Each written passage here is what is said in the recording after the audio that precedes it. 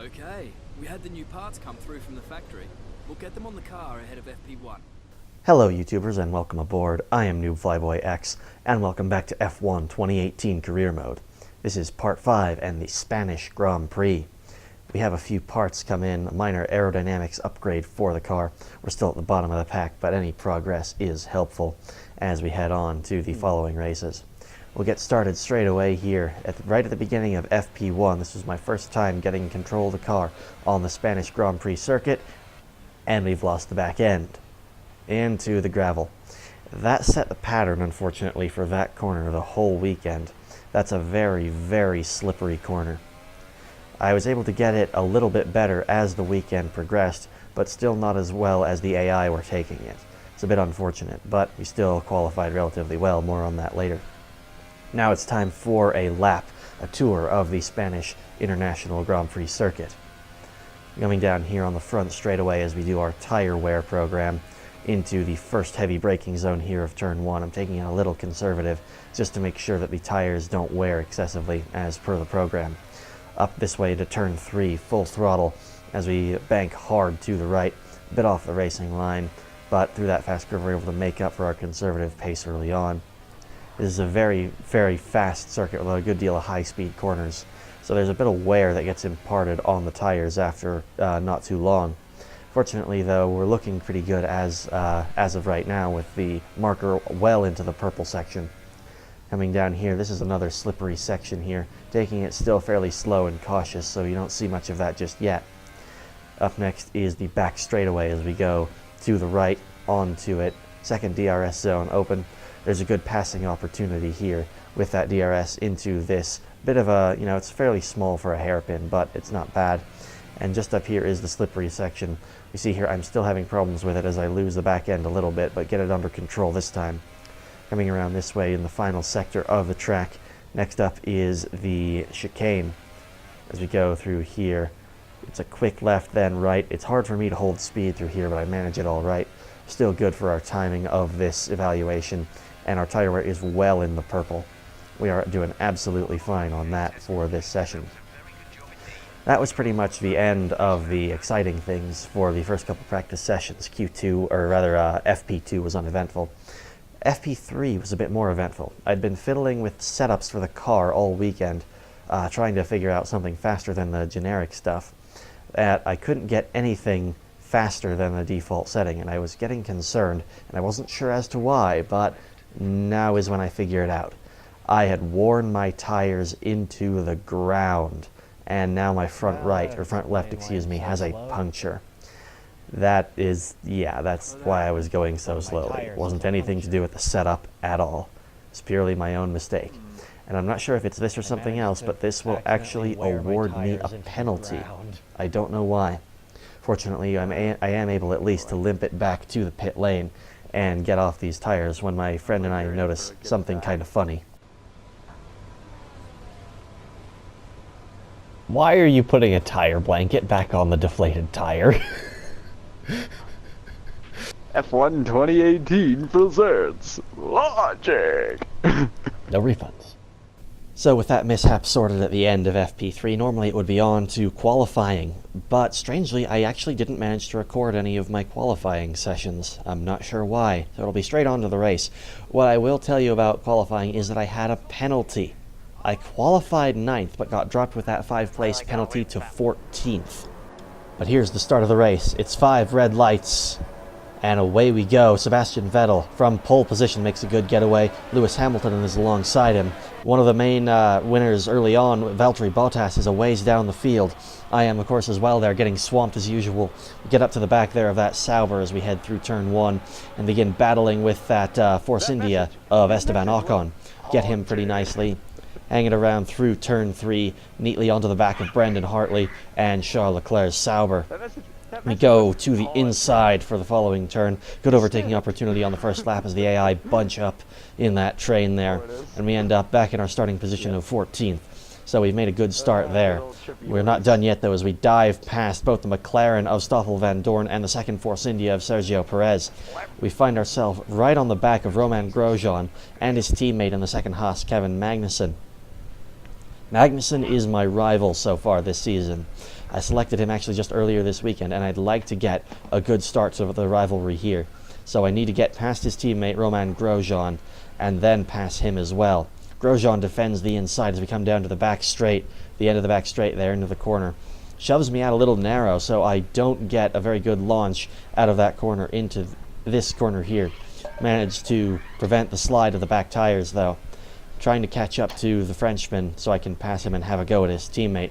That's my current objective. Also, once I do pass Magnussen, or if I do pass Magnussen, I'll be into the points. And I want points to make up for that disastrous retirement in Baku. Come on to the end of lap 1 onto the front straightaway. Grosjean's a bit in the distance. There's no real chance for me to dive him just yet. If I can keep it consistent through the first few corners though, I'll be able to dive him onto the back straight into that hairpin there. My engineer's telling me we're already approaching the pit window. My super softs are wearing pretty fast, but they usually do anyway. Here we go, onto the back straightaway on lap 2, and we're in Grosjean's slipstream. We move to the inside as he has a massive lockup. That slows him up a bit, so I get an easier run through there, and he's now left to tangle with that Force India behind me. So now Kevin Magnussen is in my sights. Moving on to go after him. Really like to be able to get him. I might get some slipstream into the front straightaway, but unfortunately I'm a bit slow through the chicane. A little bit of maybe even a bit of a corner cut, but we move it on to the front straightaway here. On to the end of lap 3 then. We get DRS this time through Magnussen, or through the back straightaway on Magnussen. There we go, again up the inside, just like with his teammate. Move out a little wide to block off any counterattack. And that's pretty nicely up into P10, and the last of the point-paying positions, or the first of the point-paying positions in our case as we move up into them. But I'm pretty happy with that already, just so we can get some amount of points. Even so, I'm not out of the woods just yet. Magnussen is still close behind me. He's going to get DRS onto this straightaway, and this is a much longer straight than the back straight. He's going to have much longer of an opportunity to get past me. We can see the arrow creeping up behind me as we go on board. There's Magnussen up my inside. Goes a little conservative on the brakes as we hang it around the outside. He's still right there, wheel to wheel with us, but we squeeze him out into turn 3, and Bob's your uncle. We've still got 10th place. So we're doing pretty well so far. At the end of lap 4 though, it is time for our pit stop. We move on here, dive into the pits as Magnussen and Grosjean and everyone behind continues on. We had the earliest pit stop of the field here, looking for make a pretty big undercut with this. We're going to be going on to the medium tires for this stop to the end of the race. Nice stop from the crew there as we head on back through the pit lane here. Going to come out pretty much in last place, but everyone else still needs to make their stops, so I want to do a good outlap on this set of tires so that I can catch up and hopefully force the others into their stops and hopefully perform that good undercut on them.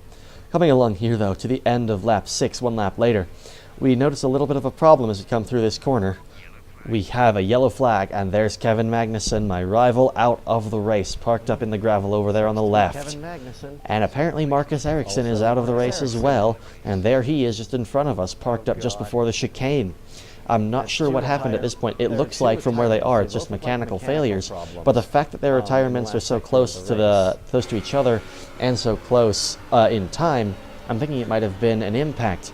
Here's the view from Kevin Magnussen. We hear his engine die. It's still running a little bit. He's trying to carry on and maybe get back to the pit lane as he scraps a little bit with the Sauber there of Charles Leclerc. Also having a bit of an incident with the Toro Rosso there of, I think that's Brendan Hartley. But he continues on here trying to get back to the pit lane. There's Marcus Ericsson, and they have a collision on the racing line. There goes Magnussen into the gravel, just parks it up there. Here's the view from Ericsson's perspective. I think Ericsson hit us. And this time it actually does. There he goes. This looks like a bit of some sort of fault then for Ericsson. Some sort of damage to the car, though it's not visually obvious what it is. Holds up my teammate a little bit there and the Red Bull. But here we go through that section and on to lap 7. Up next, as I'm talking to my friend, Legit Sniper, about the incident and thinking that it is a crash. Of course, I only learned later that it is. We have the yellow Renault of Nico Hulkenberg. up next. I would love to take him on. I'd love to get some more points out of this. We're not into the points just yet, but we will be as we come onto the beginning of lap 8, past those who are making their pit stops, and now it's just 9th place Nico Hulkenberg in front of me. I'd love to get onto the back of him, so we're going to start closing him in here from the beginning of lap 8. There's still some time left in this Grand Prix for me to make the overtake. Here on the back straightaway of lap 8, we're still not very close. We're not close enough to make any kind of move just yet, but as long as we can slowly close in that gap with the DRS, we're looming ever larger in his mirrors, and we might start to force him to go defensive and waste a little time. On lap 9, it's the same story. Not much visual improvement just yet, but we still go in later on the brakes than Hulkenberg does, and close that gap ever so slowly. On lap 10, we're finally close enough that I think we might be able to make a move on the front straightaway. We come down, as we usually do, onto the brakes, right up to the back of him. I want to make that move on the front straightaway, and I think I can do it, and then I hear this as well. Some information on Hulkenberg. They seem to have an issue. Ooh, and I just learned that Hulkenberg may have a problem. Sounds fun. Yep. That message has boosted my confidence as we head through the chicane. I got through there better than I have been most of the race. We're onto the front straightaway and I'm in Hulkenberg's slipstream. Open up the DRS as well. I can tell he's struggling with something. He's got absolutely no straight line speed as we head down into the braking zone here. Neat as you like. There we go, nicely ahead of him into the first corner. Up next is actually Valtteri Bottas, who, despite leading the championship for a while, has been down the order this race. What happened to Valtteri Bottas that he's down here in 8th?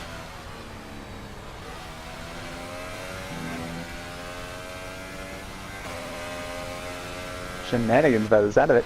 Yeah, because his Mercedes is pretty much the top performing car on the circuit, but he's way back here in 8th, and I'm wondering if he's got a problem as well.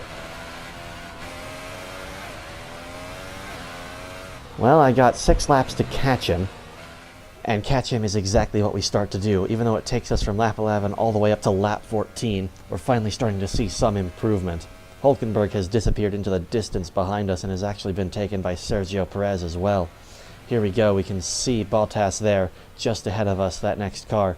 He's being held up, it looks like, by the other Renault of Carlos Sainz, and just ahead of him, the McLaren of Fernando Alonso.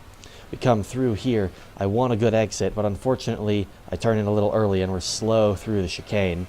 To make matters worse, I actually run wide off the last corner and into the gravel. I'm actually lucky to hold that together. Tire's still on the grass, but that was probably my last good opportunity there. Blown away to get more points in this race. Bottas there we see already through the first corner, and there's us through where he was. That's a bit of a gap to make up in now just 2 laps on lap 15 of 17. But we're going to give it a damn good try. Accelerating here through turn 3, we move on to lap 17, and we've finally caught up back to the back of him. This was a good opportunity here. If I had been able to hold it together, even just on that front straightaway, the chicane wouldn't have mattered. And we would have had this a lap earlier and might have been able to make the move. Onto the back straightaway with the DRS open. We're closing in slowly, and there we go into the braking zone, right up the back of him. We would have an opportunity were we in a longer corner or something different, but unfortunately we don't have it, and we're slow into that slick corner coming on to the back section of the track here. Sebastian Vettel has won the race, his 2nd win of the season. And I believe that will put him in the lead of the championship as we follow Bottas through here. That was a better run through the chicane, but it's a bit too late to do anything. He's a bit ahead of us as we open the DRS and finish the race. Couldn't quite get him. That's the end of the race. We'll see you in Baku, mate. 9th, though. 9th. Oh, and it's a 1-2 for Ferrari.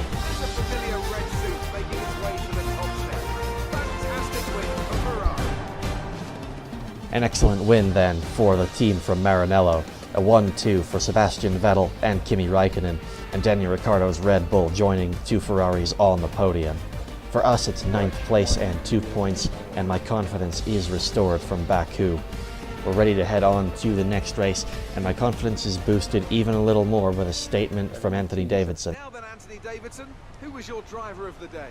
I have to give it to Iceman. That was a commanding performance today. Very impressive indeed. So we have driver of the day as well. Meanwhile, Sebastian Vettel does take the lead of the Drivers' Championship, and Scuderia Ferrari takes a bite out of Mercedes AMG Petronas' lead in the Constructors' Championship. For us, our confidence is restored. We are ready, definitely ready, for the next race.